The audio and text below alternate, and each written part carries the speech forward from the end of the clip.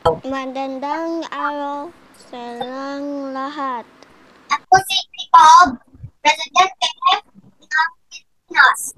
Ngayon na Presidente na tayo. Sa pusong pasasalamat sa inyong lahat upang mangsundan ang ating pagbaha tuwing ulungan at manbago. Aga nating lahat on the ground, water tank, modernong drainage system, formidable na kalsada, at green spaces para maiwasan ang baha sa lahat ng lugar. Bigyan ng puro lahat ng mga syudad at probinsya. Baguhin natin ang batas sa pagpapatubaban sa pagtatagon ng basura kung saan-saan may mutang 1,000,000 hanggang 5,000,000 at ang milyon. Ilan itong si mining industry magpatag ng pinati hanggang 5,000,000 parusa sa lalabag. Ating hanggang kalalayan yun ng lokal na komunidad bago magmina, regular na inspection at plano sa lalabation ng aping tangong legal para sa malusunang of corruption sa ating bansa.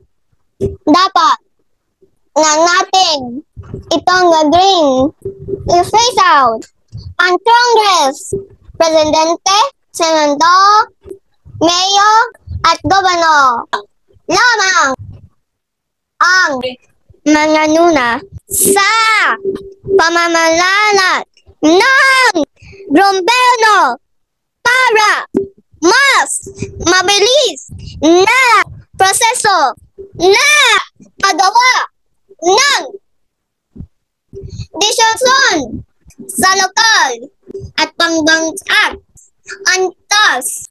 Bawat buwan kailangang maglabas ng transparency report kung saan ipapakita kung paano ginutol ang puno ng gobyerno.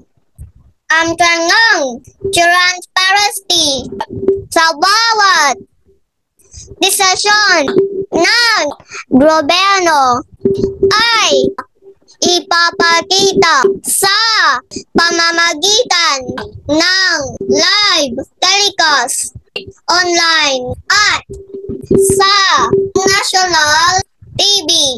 Anumang maliit na hinala o balita tungkol sa katilalinan ng mga opisyal ng gobyerno na nasasagot sa mga iskandalo ng katilalinan ang nanatao may bigyan daan sa citizen empowerment law o people's referendum law sa ilalim ng gariton uri ng batas panginginan ng kapangyarihan ang mga mamamayan na magkilan at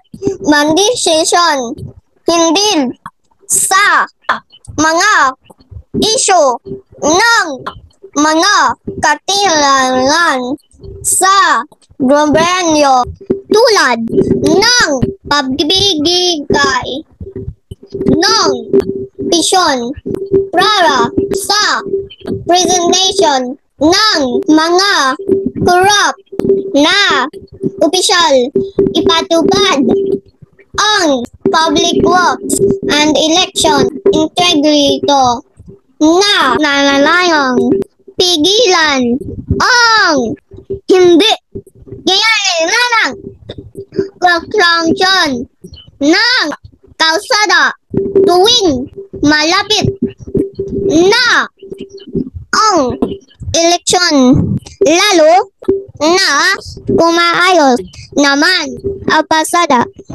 matataw ng palusa o paglalun sa mga opisyal ng gobyerno na napapahitulot sa malang prokurator na malang nilang hindi ito matatapos mga dayos o 24 hours at manadulot ng abala sa persada lamang sa pasalinging kita ng mga bayan, hindi malit ang mga hangbang man ito. Ngunit kung tayo'y mantulungan, magkakandan natin ang corrupt, free at disaster-free Philippines. Maraming salamat at maway patuloy tayong bayayan ng palihanong sa ating haging-tanging mabuhay Pilipinas!